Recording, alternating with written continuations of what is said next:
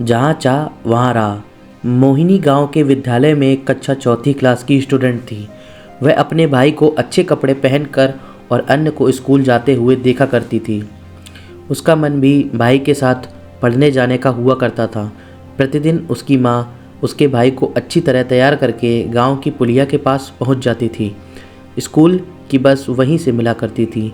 उसे बस में जाने का बड़ा शौक था। एक दिन उसने अपने मन की बात अपनी माँ से कह दी कि उसका नाम भी उसी स्कूल में लिखवा दे। माँ बोली, तुझे तो पराए घर जाना है, अगर तुझे स्कूल भेज दिया तो तेरी छोटी बहन नन्ही बिटिया की देखरेख कौन करेगा? और तेरा नाम गांव के विद्यालय में तो लिखा ही है। मेरे काम पर न जाने की दशा में तू स्कूल जाया कर। स्कूल में एक मैडम ही तो हैं, वह भी अकेले क्या क्या और किस किस को पढ़ा लेंगी। कुछ दिन बाद मोहिनी की सहेली नव्या आई और बोली, अपने स्कूल में 2 अध्यापक और आए हैं, अब स्कूल आया करो। मोहिनी ने अपनी समस्या उसको सुना दी और नव्या सुनकर चली गई। हेडमास्टर ने अभिभावकों की एक मीटिंग बुलाई और कहा, अब तक मैडम अकेले इस विद्यालय को देख रही थी, लेकिन अब मैं, राकेश जी और मैडम सहित 3 लोग हो गए हैं। अपने बच्चों को प्रतिदिन विद्यालय में भेजिए। हम आपके बच्चों को गुणवत्तापूर्ण शिक्षा देने की कोशिश करेंगे। और किसी ने कहा कि कोशिश करने वालों की कभी हार नहीं होती, या तो सीख मिलती है या तो जीत मिलती है। सभी अभिभावकों ने अपने बच्चों को भेजने का वादा किया। अगले दिन उपस्थिति फिर भी कम थी। हेडमास्टर ने सल्ला मैडम से पिछले साल और वर्तमान साल के उपस्थिति रजिस्टर लाने को कहा और बोले, मैडम ऐसे बच्चों की सूची बनाओ जो इस सन और पिछले सन में कम आए हैं और कम आने का क्या कारण है। सल्ला मैडम ने कहा, सर इस गांव में मजदूर वर्ग ज़्यादा है। परिवार के सभी सदस्य दिहाड़ी पर चले जाते हैं। उनके छोटे बच्चों की देखरेख यही बच्चे करते हैं जो विद्यालय कम आते हैं। हेडमास्टर ने कहा, तो क्या हमारे विद्यालय के बच्चों की उपस्थिति ऐसी ही रहेगी? मैडम बोली, बिल्कुल। राकेश सर ने अपनी बात रखी, सर हर विद्यालय की यही कहानी है। हेडमास्टर ने कहा, हमें हर हाल में बच्चों की उपस्थिति बढ़ानी है। इसके लिए हमें व्यवस्था में परिवर्तन करना पड़ेगा। अगले दिन हेडमास्टर आधा घंटे पहले ही विद्यालय में आ गए और अनुपस्थित रहने वाले बच्चों में से 5 बच्चों के घर पर गए। उन्होंने कारण भी वही पाया जो मैडम ने बताया था। तब तक विद्यालय का समय हो चुका था। सभी बच्चों को एक साथ एकत्रित करके कक्षा तक दौड़ करा दी। इस दौड़ के संपादित होने के दौरान सल्ला मैडम और राकेश जी भी आ गए। दाम सराहनीय स्थानीय प्राप्त करने वाले बच्चों को पुरस्कार के रूप में एक पेन दिया गया। सभी बच्चे बहुत खुश हुए। जाड़े के दिनों में बच्चों को यह अभ्यास अच्छा लगा। नए सर के साथ बच्चों को अच्छा लग रहा था। धीरे धीरे अनुपस्थित रहने वाले बच्चों तक नए सर के क्रियाकलाप पहुंचने लगे। अब बच्चों की उपस्थिति धीरे धीरे बढ़ रही थी। मोहिनी का मन भी स्कूल जाने का करने लगा। हेडमास्टर साहब ने प्रतिदिन 5 बच्चों के घर जाना जारी रखा। इसी के क्रम में मोहिनी के घर भी गए। सौभाग्य से मोहिनी के माता पिता भी मिल गए। हेडमास्टर ने कहा, आपकी बच्ची स्कूल कम आती है।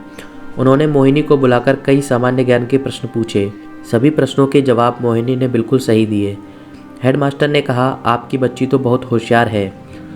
पता चला है कि आपका बच्चा अन्य स्कूल में जाता है। मैं यह वादा करता हूँ कि अगर आप मोहिनी को स्कूल भेजते हैं तो मोहिनी आपके भाई से ज़्यादा होशियार हो जाएगी।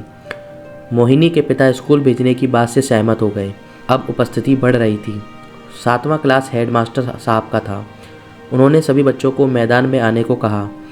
इस पर राकेश सर बोले, सर गणित की कक्षा मैदान में क्यों? हेडमास्टर ने कहा, हर एक विषय को कहीं भी पढ़ाया जा सकता है। सम विषम की अवधारणा को समझाने के लिए उन्होंने सभी बच्चों से कहा, आज बच्चों एक खेल खिलाएंगे। बोलो कौन सा खेल खेलोगे? सभी बच्चों ने अपनी मनपसंद टीम बनाकर कहा, कबड्डी। हेडमास्टर ने कहा, ऐसे टीम नहीं बनेगी, टीम मेरे हिसाब से बनेगी।